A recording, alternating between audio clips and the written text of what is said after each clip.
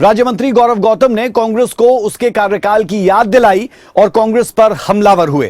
तो कांग्रेस नेता अशोक अरोड़ा ने रोजगार के मुद्दे पर सरकार को घेरा है। यानी HKRN अब भर्ती से ज्यादा सियासी मुद्दा बन चुका है, जहां सवाल हरियाणा के युवाओं के रोजगार का है और निशाने पर एक दूसरे की सरकार और नीतियां हैं। ये रिपोर्ट आप देखें। HKRN जैसी जो व्यवस्था है, कॉन्ट्रैक्ट बेसिस पे जो नौकरी देने की व्यवस्था है, वो शोषण की व्यवस्था है। हर शोषण की व्यवस्था के खिलाफ कांग्रेस पार्टी खड़ी है। ये प्रोटेस्ट है, उनको इस बात के लिए शर्म आनी चाहिए उस समय पे जब उन्होंने उन युवाओं को ठेकेदारी पर नौकरी रखने का काम किया था। उनकी जिंदगी के साथ खिलवाड़ करने का काम कांग्रेस ने किया। जो उन्होंने पाप किए थे उनको ठीक करने का काम ये नायब सिंह सैनी सरकार कर रही है। हरियाणा में HKRN को लेकर सियासी पारा चढ़ा हुआ है। मुद्दा रोजगार का है, लेकिन सियासी मैदान में बीजेपी और कांग्रेस सामने सामने है।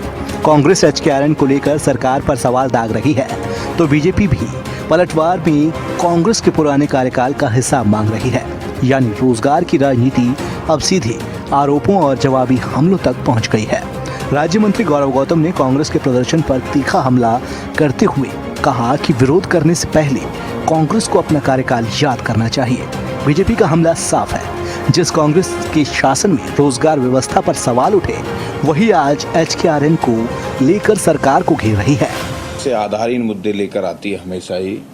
किस प्रकार का उनका ये प्रोटेस्ट है, उनको इस बात के लिए शर्म आनी चाहिए उस समय पे जब उन्होंने उन युवाओं को ठेकेदारी पर नौकरी रखने का काम किया था और ठेकेदार से सैलरी उनको आती थी, उनको मिलती थी 10,000, ठेकेदार उनको देता था 6,000 7,000। ट्यूबवेल ऑपरेटर कहीं लगा दिए, कोई कंप्यूटर ऑपरेटर कहीं लगा दिया। उनकी जिंदगी के साथ खिलवाड़ करने का काम कांग्रेस ने किया है। HKRN के माध्यम से, कौशल रोजगार निगम के माध्यम से इस नायब सिंह सैनी सरकार ने उन युवाओं के भविष्य को सुरक्षित किया, उनके जॉब सिक्योर की गारंटी दी है। जो उन्होंने पाप किए थे उनको ठीक करने का काम ये नायब सिंह सैनी सरकार कर रही है।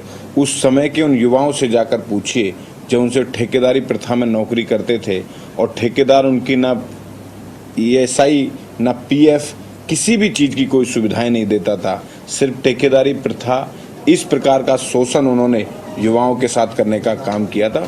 वहीं अशोक तंवर ने रोजगार के मुद्दे पर सरकार को कटघरे में खड़ा करते हुए HKRN को लेकर सवाल उठाए। कांग्रेस का कहना है कि प्रदेश के युवाओं को रोजगार चाहिए, सियासी बयानबाजी नहीं। देखिए, ये तो पहले से ही हम सब जानते हैं कि जब भी कोई पोस्ट निकलती है तो इसका मतलब वैकेंसी होती है।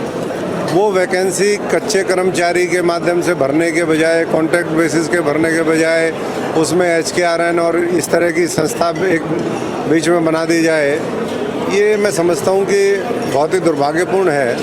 आज नौजवान पढ़ लिख करके ये चाहता है कि उसको एक सोशल सिक्योरिटी मिले, उसको पक्की नौकरी मिले, उसका शोषण ना हो।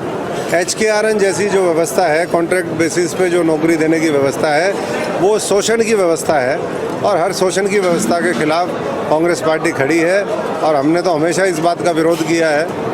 कल भी हमारा विरोध प्रदर्शन था। तो निश्चित तौर पर पार्टी का अगर ये फैसला है तो सब लोग उसको आने वाले समय में लागू करेंगे। ऐसे में एक तरफ बीजेपी कांग्रेस के प्रदर्शन और उसके पुराने कार्यकाल पर निशाना साध रही है, तो दूसरी तरफ कांग्रेस मौजूदा सरकार से रोजगार का हिसाब मांग रही है। यानी HKRN की लड़ाई अब सिर्फ भर्ती व्यवस्था तक सीमित नहीं रही, बल्कि ये लड़ाई युवाओं के रोजगार, सरकार की नीतियों और दोनों दलों की सियासी दावों की लड़ाई बन चुकी है। डेस्क रिपोर्ट, खबरें अभी तक।